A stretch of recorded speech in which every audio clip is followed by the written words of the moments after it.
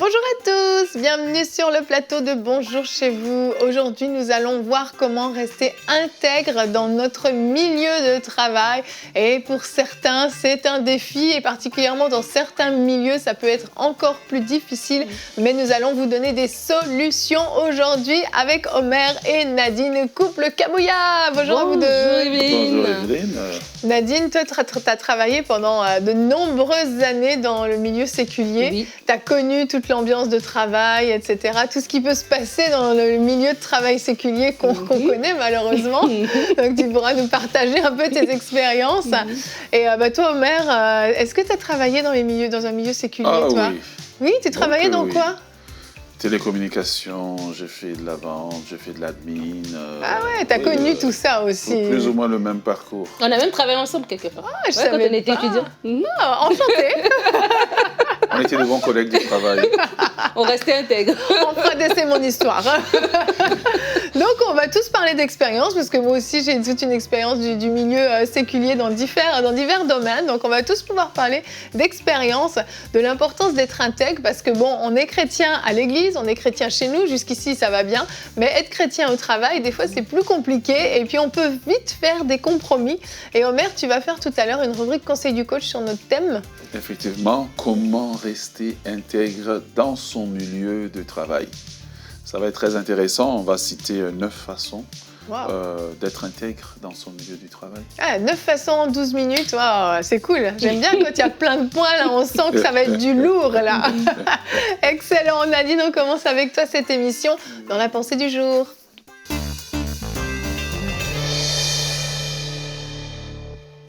J'ai intitulé ma pensée « Je suis chrétien même au travail ». Oui, vous êtes chrétien même au travail et des fois, il y a des milieux de travail qui peuvent être plus compliqués que d'autres.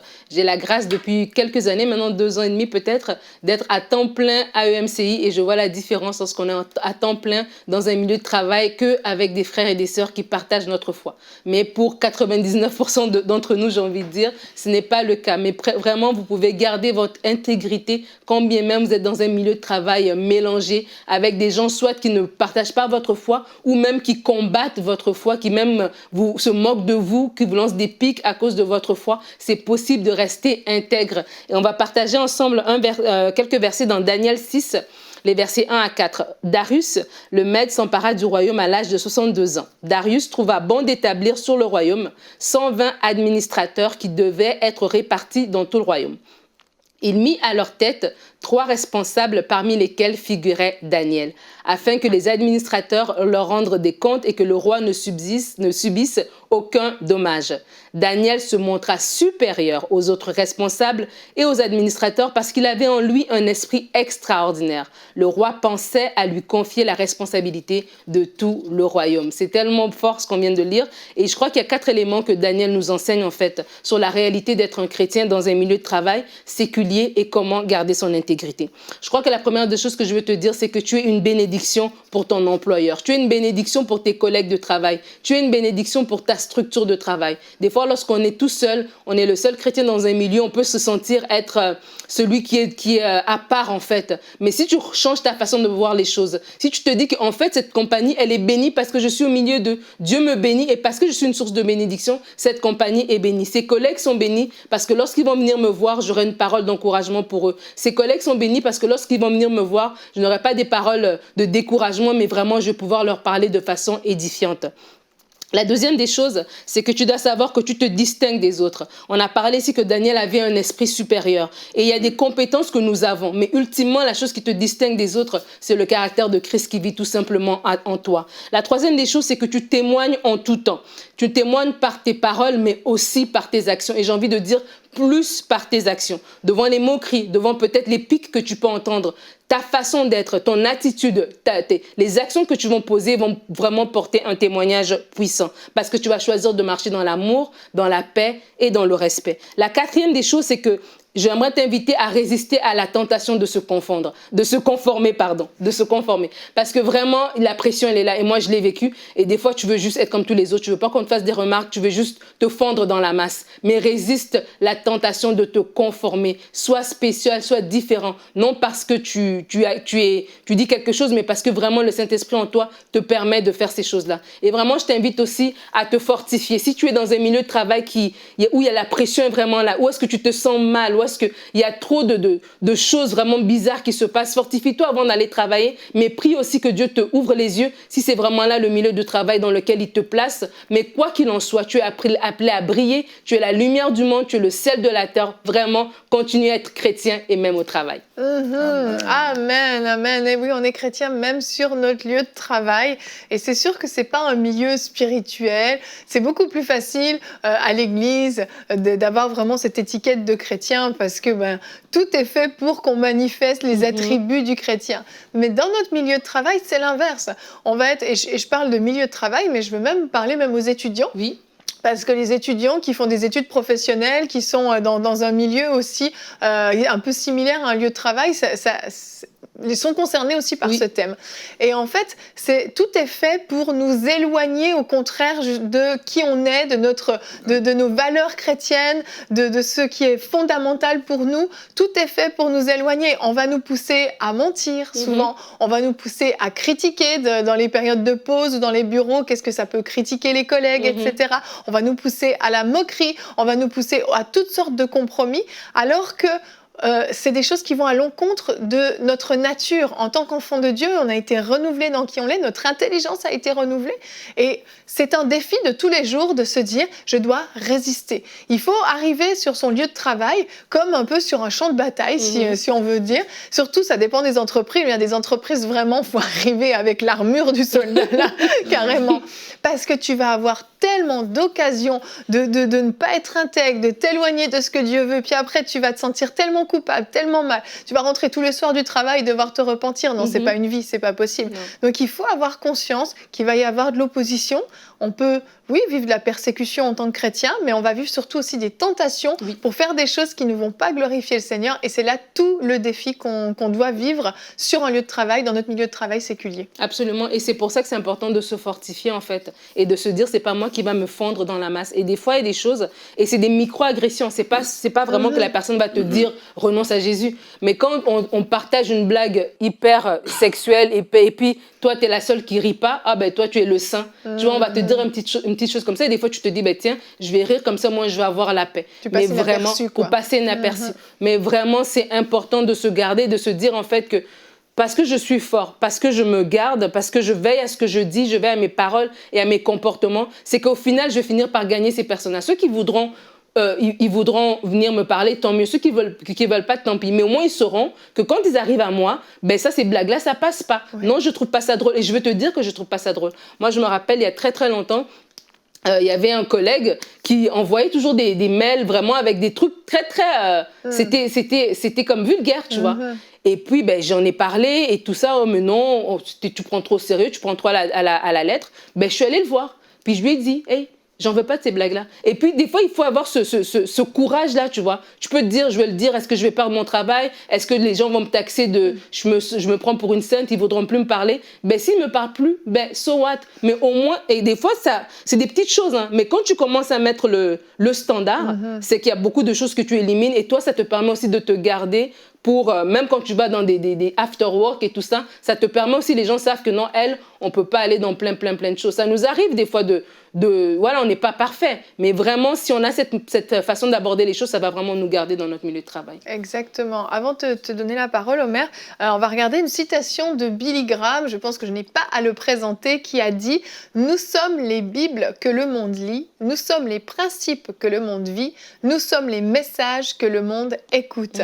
Cette phrase phrase est super profonde parce qu'on réalise le rôle qu'on joue en termes de lumière justement dans notre milieu de travail, et le fait de ne faire aucun compromis, d'avoir la bonne attitude, d'avoir les bonnes paroles, eh bien c'est un témoignage aussi qui va montrer aux gens ce qu'est la Bible, qui est Dieu, et en fait on est des témoignages vivants de qui est Dieu, et notre attitude est primordiale. Oui, et puis j'aimerais encourager en fait les personnes qui sont justement dans ces situations où c'est difficile dans le milieu du travail. Le but ici n'est pas de vous persécuter, de vous décourager, mais plutôt de vous encourager. Parce que oui, c'est pas facile. Je le dis pourquoi? Parce qu'on vit dans le monde des médias. Et dans le monde des médias sociaux aujourd'hui, les gens peuvent accéder effectivement à notre page. Parfois, on va se dire, je ne vais pas me montrer. Moi, ça m'est arrivé. Je prêchais le dimanche et puis le collègue, pour une raison ou une autre, est parti faire une recherche sur moi. Et puis, quand tu arrives le lundi, bonjour, monsieur le pasteur. Alors oui, c'est pas facile. Mais j'aimerais vous encourager. Vous encourager aussi à avoir la sagesse divine. Jésus a dit, oui, je vous envoie comme des brebis au milieu des loups. Et effectivement, le système de ce monde ne va pas vous aimer. Mais cela ne fait pas que vous ne devez pas briller. La bonne nouvelle est que une seule lumière chasse beaucoup de ténèbres.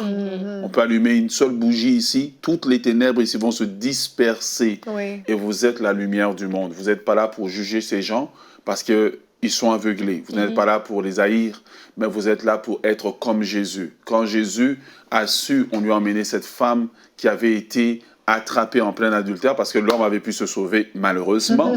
Quand on lui a amené cette femme, Jésus s'est assis. Techniquement, il s'est mis au niveau de la femme.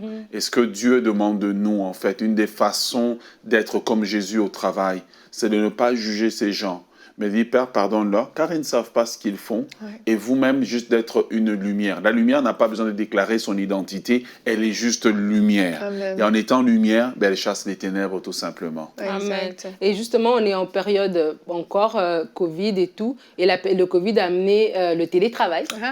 Et c'était youpi pour certains, et non, des fois pour d'autres, c'était plus difficile. C'était de l'adaptation, et aussi on parle d'être intègre dans son milieu de travail, c'est aussi en télétravail. Oh, oui. Parce qu'en télétravail, il n'y a personne qui te voit. Peut-être votre entreprise a peut-être un système où est-ce que vous pouvez aller à votre ordinateur le matin et ils savent à quelle heure vous êtes branché, quelle heure vous êtes connecté, quelle heure vous êtes déconnecté. Mais pendant la journée, si vous êtes en train de travailler ou bien vous êtes sur les réseaux, ils ne le savent pas.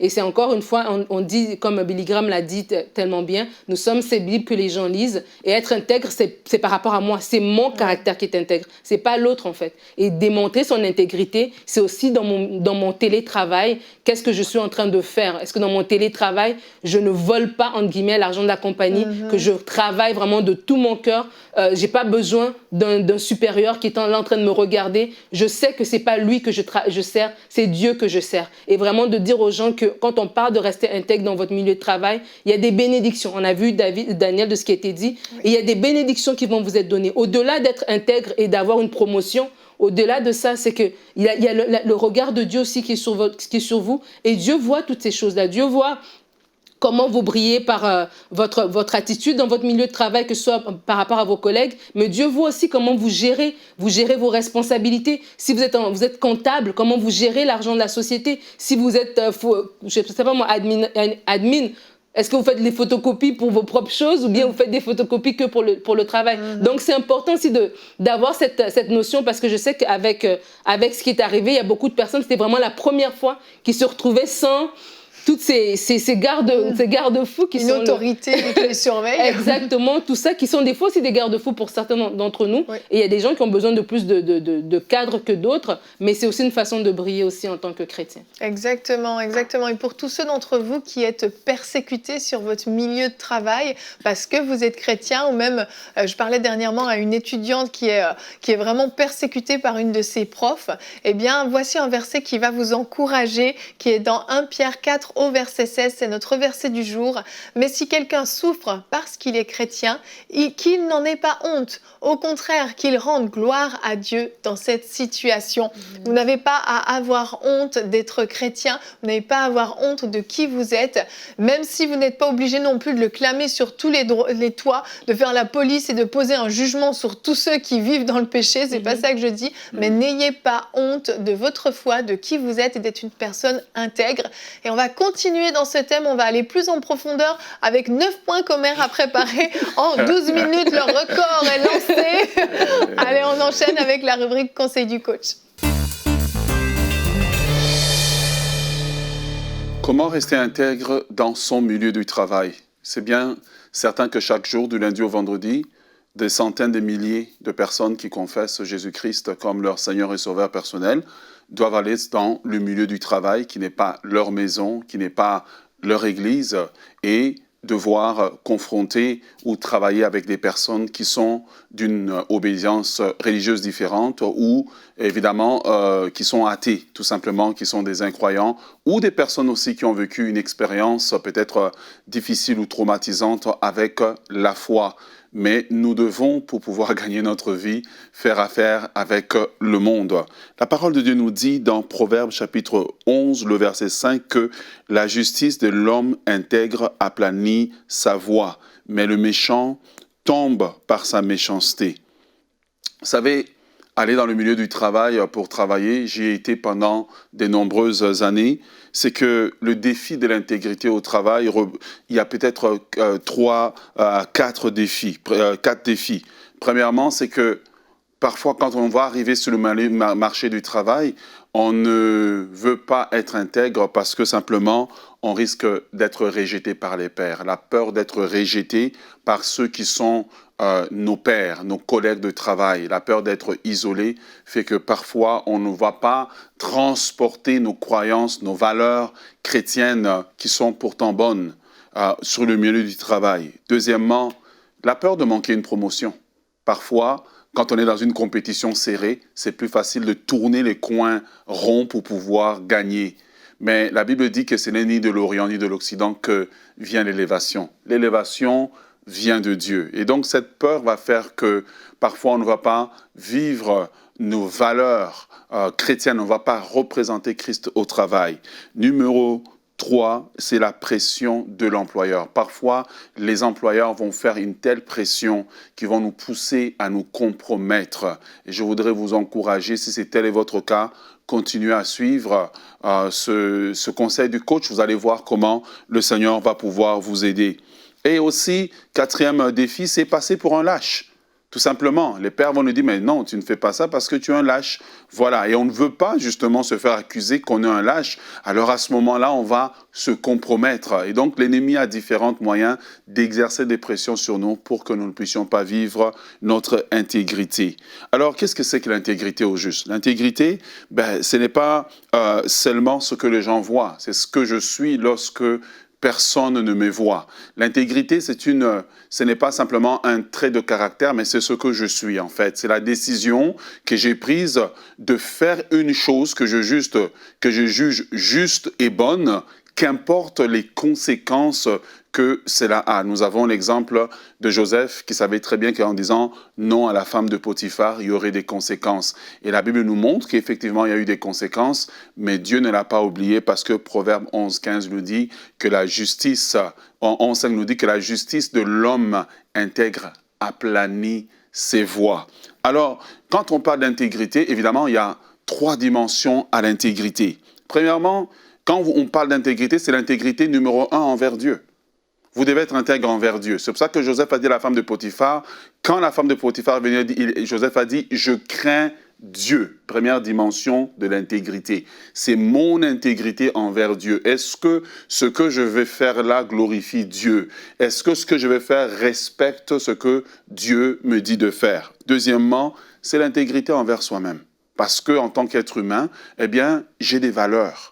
Est-ce que ça me corrompt moralement ce que je suis en train de faire? Est-ce que falsifier un document pour avoir un contrat, est-ce que cela me permet de rester? La nuit, je peux dormir et puis je suis en paix. Si tu peux falsifier un document et dormir en paix la nuit, On a besoin de prier parce que je crois qu'il y a certains morceaux qui se sont peut-être envolés. On a besoin que le Seigneur puisse agir.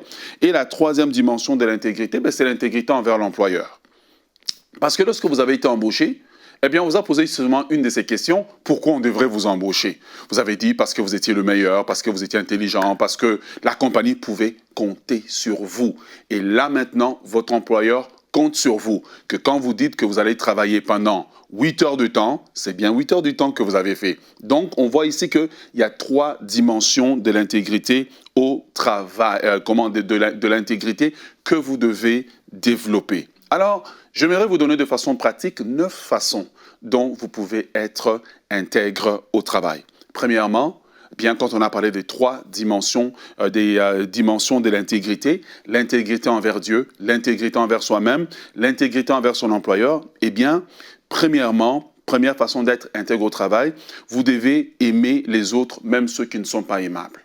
Être intègre, c'est représenter Christ, c'est représenter son caractère. Soyez intègre. Aimez les gens qui ne sont pas aimables. Parfois, on aime l'argent que le patron nous donne, mais on n'aime pas le patron. Jésus nous appelle à aimer même nos ennemis. Numéro 2, eh bien, refusez le compromis. Refusez le compromis sur vos valeurs et sur votre foi. Et refuser ne veut pas dire qu'on devient agressif, mais simplement on est ferme.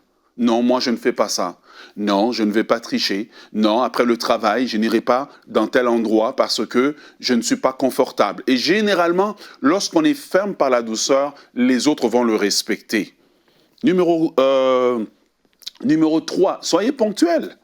Soyez ponctuels. Quand vous engagez, c'est pour que vous puissiez travailler, c'est pour que vous puissiez être ponctuel. Et parfois, on n'est pas intègre dans les petites choses. On est parfois performant, mais on est constamment en retard parce qu'on n'a pas développé cette habitude-là de bien gérer son temps ou simplement on est négligent. Numéro 4, travailler avec excellence. Vous avez été embauché pour travailler avec excellence. Donnez le meilleur à votre patron. Être intègre envers Dieu et envers votre patron, c'est travailler avec excellence, donner le meilleur. Numéro 5, eh bien, manifestez l'amour de Dieu par votre langage. La façon dont vous parlez à votre patron, la façon dont vous parlez à votre supérieur, la façon dont même vous répondez aux clients de l'entreprise détermine aussi cette intégrité-là. Est-ce que vous répondriez à votre pasteur de la manière dont vous répondez à votre patron, de la manière dont vous parlez aux clients de l'entreprise? On voit souvent l'intégrité de quelqu'un lorsqu'il n'a aucun intérêt à gagner quelque part. Alors là, on va savoir la vraie nature de la personne. Alors soyez intègre, ayez un langage de l'espoir au milieu du désespoir.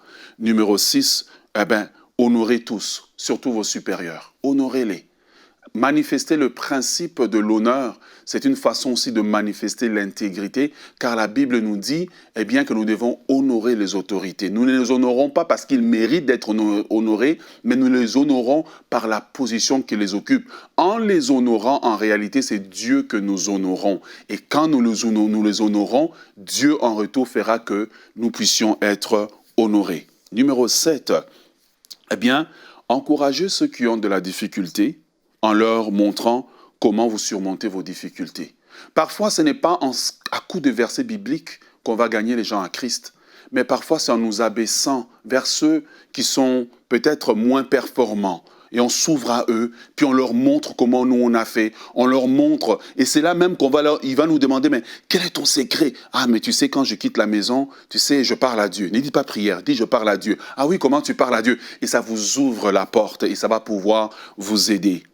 Finalement, numéro 8, ne participez pas au commérage. Quand vous participez au commérage, en fait, vous détruisez l'image de quelqu'un, vous détruisez l'image de votre patron, vous détruisez l'image de l'entreprise, vous détruisez l'image du royaume de Dieu, parce qu'un jour, votre collègue peut aller sur le net et dire « Ah, mon collègue avec lequel on critique mon compagnon. Tu vas à l'église et puis on te voit, tu as les mains levées, mais en réalité, c'est que tu as détruit une image. Alors, faites l'effort de ne pas participer au commérage, de participer à la médisance parce que ça détruit l'atmosphère de l'entreprise. Et qu'entre deux employés compétents, le patron généralement va regarder quel est celui, en général, qui ne va pas faire du commérage, celui qui ne parle pas, qui n'amène pas une atmosphère négative. Alors, ne faites pas du commérage. Numéro 9, ne faites pas partie des rebelles. Se rebeller, ça veut dire que tu ne fais pas confiance, même que dans une injustice au travail, Dieu est ta justice. Le même Dieu qui dit « à moi la vengeance, à moi la rétribution ». Et parfois, dans des offenses qu'on a subies au travail, eh bien, on quitte le chemin de l'intégrité parce que maintenant, on fait partie des rebelles, des revendicateurs, même pas pour des choses qui sont justes. Vous avez signé un contrat de travail, honorez votre contrat de travail, ne faites pas partie des rebelles. Pourquoi? Parce que en restant juste, votre justice va aplanir votre voie. Comme dans la maison de Potiphar, Dieu a vu la justice de Joseph et Dieu lui a rendu la justice. Alors, je vous encourage aujourd'hui, eh bien, soyez intègres comme Joseph, en parlant des récompenses de l'intégrité. Dieu récompense toujours l'intégrité. Soyez intègres comme Joseph. C'est pas facile de rester intègre. On parle toujours de la femme de Potiphar. Au moins, il savait qu'il y avait un lendemain. Mais comment rester intègre dans la prison? Dans un milieu où personne n'a un avenir. L'intégrité de Joseph a été la porte de sortie de la prison. L'intégrité de Joseph a été l'escalier de son élévation, au point que les responsables de la prison pouvaient dire des bonnes choses de lui. Soyez intègres comme Daniel. Daniel a travaillé dans un milieu occulte. Daniel a travaillé dans un milieu où on faisait des crocs en jambes. Mais l'excellence de son travail, il était intègre envers un roi qui était difficile. L'excellence de son travail a été la source de sa promotion. Son intégrité envers Dieu a fait que Dieu lui a rajouté l'intelligence. Son intégrité envers lui-même a fait qu'il a gardé ses valeurs au point même qu'à un moment donné, on penserait que même dans la fosse au lion, il aurait renoncé. Mais Daniel a tenu ferme. Et alors que ceux qui étaient injustes étaient en train de tomber, Daniel est monté comme une fusée et je prie que tu montes comme une fusée. Soyez intègre comme David. Tous les patrons ne sont pas difficiles. Comment tu fais quand ton patron est ton beau-père et que c'est ton propre beau-père et ton patron qui te cause la vie difficile? David est resté intègre. Il n'a pas choisi de mal parler contre Saül. Quand il pouvait tuer Saül, il ne l'a pas fait. Son intégrité a parlé pour lui au ciel. Car lorsque tu es intègre, ton intégrité parlera pour toi. Ton intégrité ouvrira le chemin pour toi. Ton intégrité sera comme un parapluie au mauvais jour. Ton intégrité va te protéger. Mais pour terminer, ton intégrité sera une condamnation envers tous ceux qui te combattent parce que Dieu est celui qui justifie. Excellente journée à vous. Merci Omer, merci beaucoup. Viens nous retrouver. Oui. Merci pour cet excellent conseil du coach. Alors honnêtement, là, si vous n'êtes pas pleinement équipé, c'était hyper complet. Je ne sais pas ce qu'il faut, mais je crois vraiment que peut-être certains d'entre vous, vous avez dû prendre des décisions en écoutant cette émission. Vous avez réalisé qu'il y avait encore un peu de chemin pour marcher dans l'intégrité sur votre milieu de travail. Et oui, on vous encourage, on vous pousse, on vous implore même à être des personnes intègres. Soyez vraiment ces lumières dans votre milieu de travail. Vous allez briller. Et comme Omer l'a dit, il y a une récompense aussi à l'intégrité. Puis dans les personnages que tu as cités, Omer, on a vu, ils ont bien fini. Oui. Ils ont eu une belle vie. Ça n'a pas été facile tout le long, mais ça, c'est très bien terminé parce que oui, il y a une récompense quand on tient ferme dans nos valeurs, dans nos décisions. Il y a une récompense. Et s'il vous faut une motivation, je pense que la récompense est une belle motivation. On se retrouve demain. Notre thème sera comment être un parent impliqué dans la scolarité de son enfant. Et nous aurons des invités avec nous qui font partie d'une association d'école maison. Vous allez les découvrir demain. Nous allons parler justement des défis de la scolarité, des options de faire l'école à la maison qui peut s'offrir à certains parents. On parlera de tout ça demain, une émission qui va être très très intéressante. Donc ne la manquez pas. Merci à tous de nous avoir suivis et bonjour chez vous.